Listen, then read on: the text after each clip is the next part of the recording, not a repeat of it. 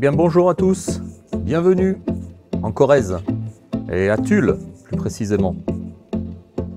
Alors je ne vais pas vous parler de la ville, je ne vais pas vous parler des petites rues, parce que je ne vais pas vous parler du centre de formation de la gendarmerie nationale, je ne vais pas vous parler de la mairie, ni de son ancien maire que tout le monde connaît. Non, non, non. À Tulle, il y a un musée, et ce musée, il est dédié aux armes. Alors pour info, bien sûr, ce musée, vous l'aurez sans doute reconnu, c'est le Manufacture d'armes de Tulle. Vous imaginez un peu la surface de cette usine, regardez.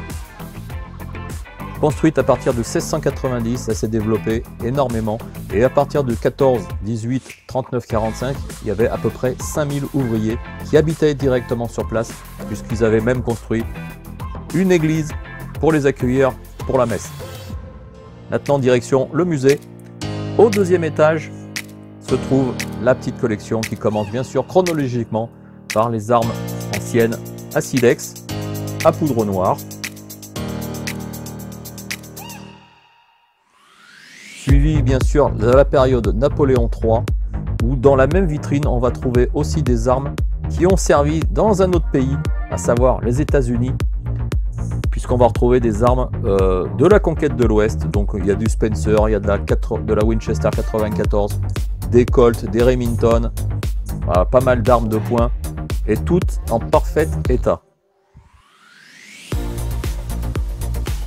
En continuant la visite, on tombe sur des armes exceptionnelles, des armes à aiguille, c'est l'ancêtre du percuteur.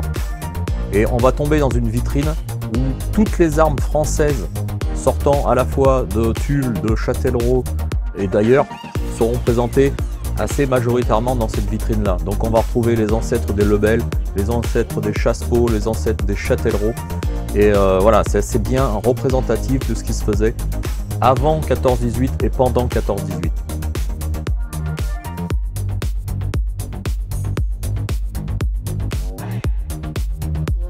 On trouve aussi dans ce musée pas mal d'armes didactiques.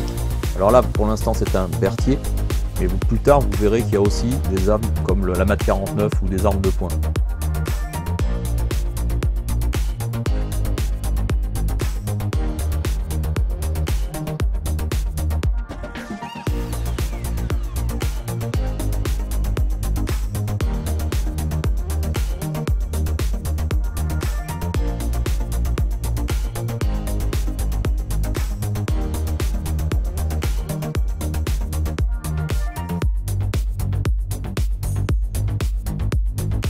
Voilà, on trouve des armes de Châtellerault, il n'y a pas qu'à Tulle, hein.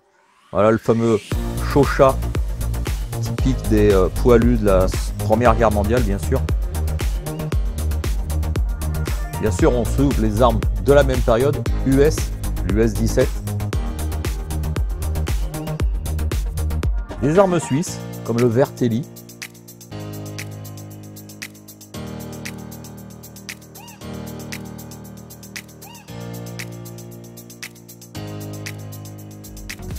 Vraiment des armes exceptionnelles, très bien entretenues.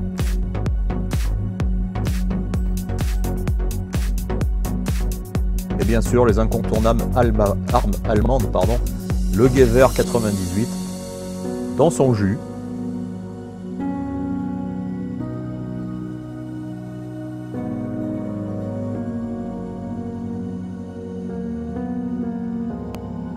Alors quelques armes de poing, hein. Là, comme par exemple ce Browning 10-22. Le MAS 36 avec une crosse pliante. Là on est dans la version, dans la vitrine plutôt des armes françaises, comme le FAMAS, hein. Alors c'est vrai que ça n'a pas trop la même période.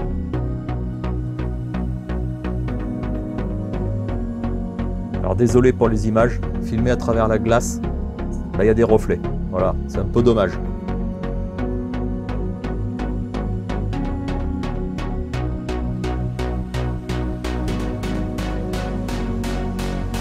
Les fers et fins, bien connus. Quelques armes de poing, avec une arme didactique au premier plan.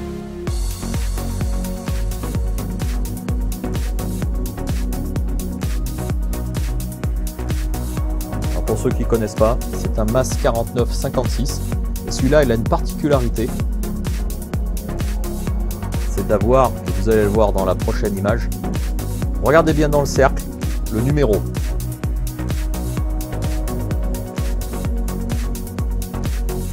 La vitrine incontournable des armes automatiques, la Minimi bien sûr, bien connue.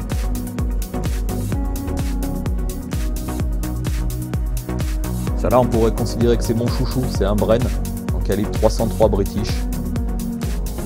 Britannique bien sûr, Seconde Guerre mondiale.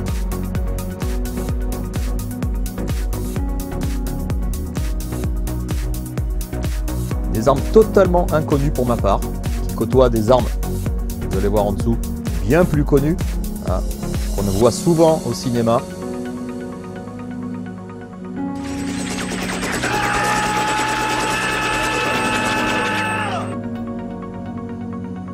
Puis bien sûr les incontournables, hein, bien sûr les armes de para, comme cette USM1 para qui est magnifique. On aperçoit une AK-47 en bas. Un FAL britannique au-dessus. Voilà, c'est un peu des vitrines qui sont un peu mélangées dans les histoires, mais ça n'a aucune importance. USM1. Et puis en bas, vous allez la voir, la Sturmgewehr 44 allemande, qui est vraiment magnifique. C'est la première fois que je vois une arme de visu, comme ça. L'ancêtre de la AK-47, hein, je vous le dire. Alors je vous ai dit, il y a quelques armes de poing qui sont représentatifs, voilà, comme celle de, alors pas celle-là, mais celle de 007, le Walther PPK.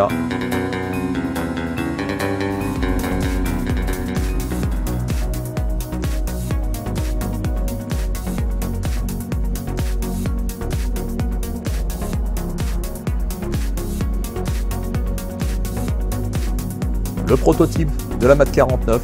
Le premier modèle, avec les armes didactiques, encore une.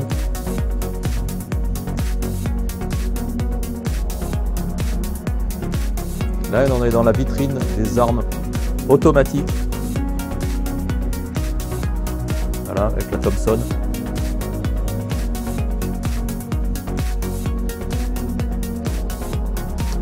Une Hotchkiss. Une arme russe.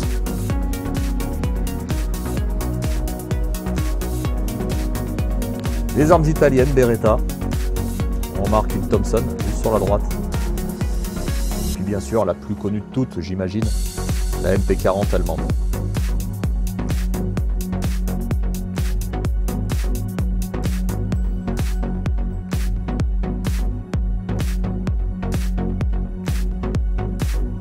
Un mousqueton Berthier. Là, on rentre dans la vitrine qui est dédiée à la résistance tulliste à Tulle, où il y a eu un massacre, hein, 99 pendus. Le lendemain, la division d'Icereich était à Oradour-sur-Glane pour tuer plus de 600 personnes. Il ne faut pas oublier cette période qui était vraiment noire. Et bien sûr, des armes de la résistance comme cette Sten, qui est 3 modèles différents dans cette vitrine. Une qui est pas mal, hein, avec un silencieux intégré complet.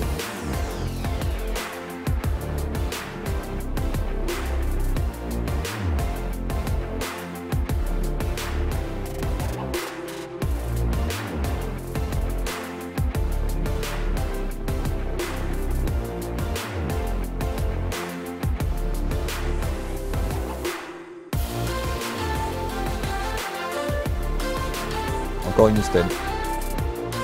Voilà, ce sont toutes des armes qui sont neutralisées, mais en parfait état quand même. Et puis on arrive bien sûr au fer de lance de la MAT 49, hein, construit à Tulle, des milliers et des milliers d'exemplaires. Et là, dans cette version, enfin toute la famille des MAT 49 est là.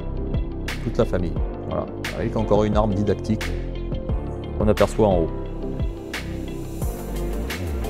Voilà, j'ai voulu représenter, essayer de filmer un maximum de ces armes. C'est pas facile, il y en avait beaucoup.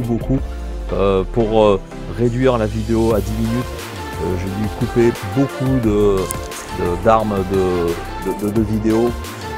Franchement, allez-y, vous allez trouver votre bonheur. Il y a énormément d'armes. Voilà, je ne veux pas parler non plus de ces armes lourdes comme la MG42, comme voilà, le calibre 50.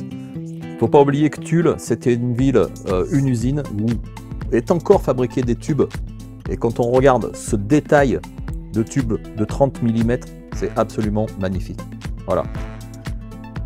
Bon, c'est tout pour cette petite vidéo de présentation de Tulle. N'oubliez pas, la visite est gratuite. Ça vaut vraiment le coup de se déplacer à Tulle pour aller voir ça. Ciao!